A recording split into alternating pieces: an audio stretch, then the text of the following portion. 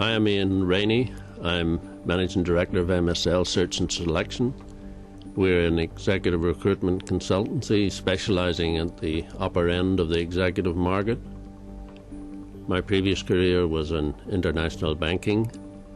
That gave me great experience into lending to every sort of industry, and I take that sort of experience and use it as I'm working with businessmen in trying to recruit other people.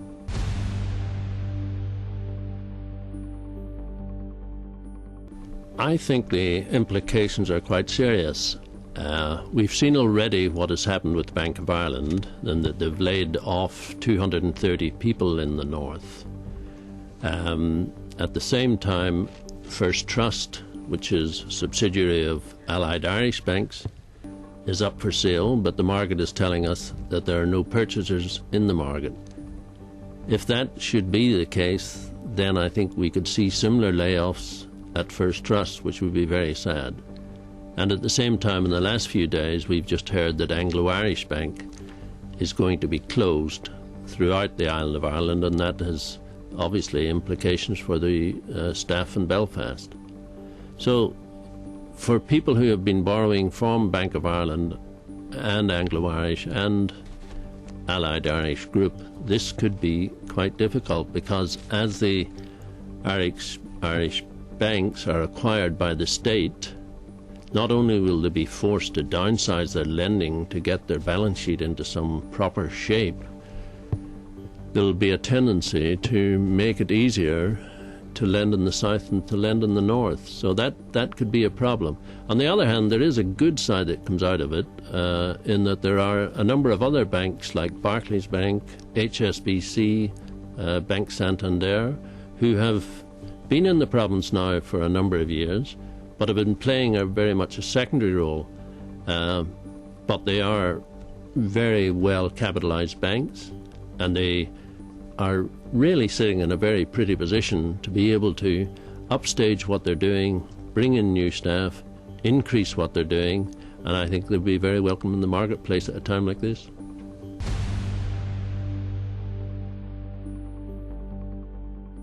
There are a lot of pundits in the papers at the moment predicting that the crisis that we're seeing at the moment in the banking market could lead to the end of the euro and then to the end of the European Union. I certainly wouldn't be one of those who would subscribe to that theory. I can understand where they're coming from.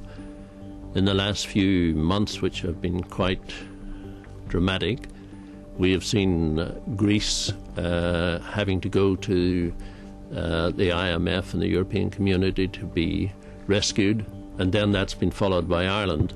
And the markets in the last few days are telling us that Portugal looks as if it's going to be next, and thereafter Italy, and probably more problematically, if it keeps going on and the contagion spreads, this could apply to Spain.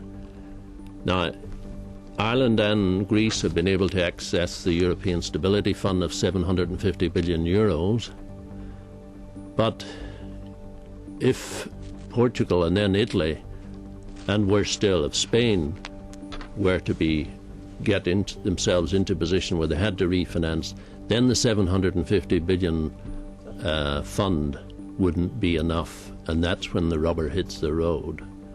Now, is this going to happen? I'm afraid, I think from my experience in international banking and working with central banks around the world, I don't think this will be allowed to happen.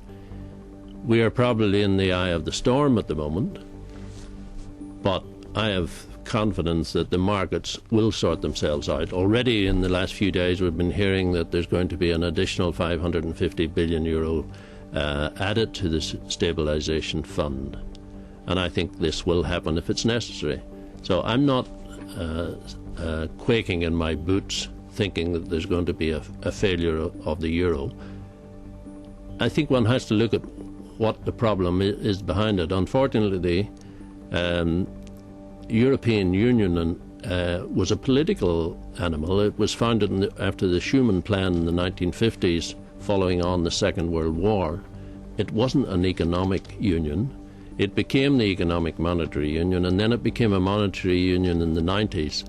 No one anticipated that the euro would be under stress in the way it is today. So, but that doesn't mean that it's going to fail. My experience would tell me that there will be the IMF, the world central banks will come to the rescue of the euro. The euro has worked very well as a currency for the last 10 years, and I believe it has a future. I don't believe it's going to be broken up. And as for the European Union breaking up, I just don't think that's something that will be considered at all.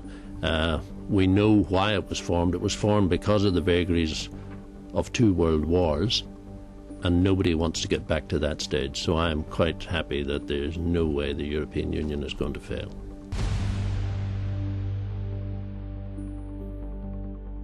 I think the best way to explain it is to say that the US has got itself very uptight about the Chinese economy and the fact that they are forever dumping cheap goods into the United States and basically ruining a lot of old established industries that were there. I mean, I believe the statistics are saying that some 5,000 factories have gone in the last 10 years and some 57,000 people. This has really upset the American people, and they are certainly making a noise about it. A bill has gone through the House of Representatives to put tariffs on Chinese goods coming in. As yet, that hasn't gone through the Congress.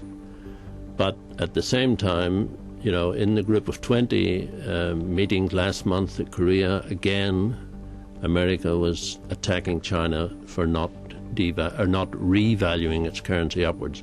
The Chinese have a bit of a problem in that their currency is a fixed currency.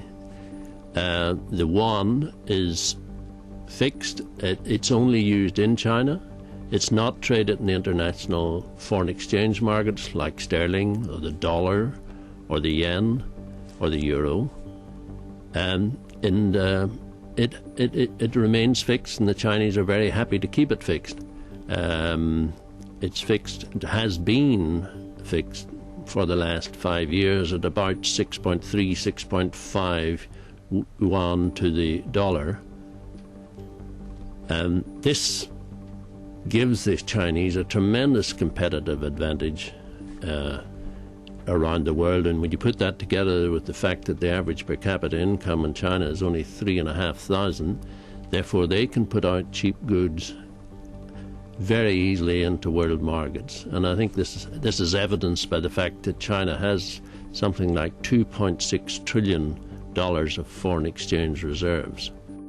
In light of those reserves, I think most economists would probably agree that the yuan is probably 40% overvalued. But the Chinese are very smart in this one. They have no interest in devaluing their currency. They believe that the currency fluctuations that are going on and the problems that are going on in the world economy are more around America's mismanagement of its economy rather than Chinese mismanagement. So they're not listening to the Americans shouting about this one. But there's a bit more to it than that. This is not just a currency war. China during August passed Japan to become the second biggest economy in the world after America. Next year, 2011, they're predicted to become the largest manufacturing nation in the world. And a number of China watchers are predicting that by 2025, China will pass America and become the biggest power in the world. So this is not just a currency war, I would say. This is war to the end.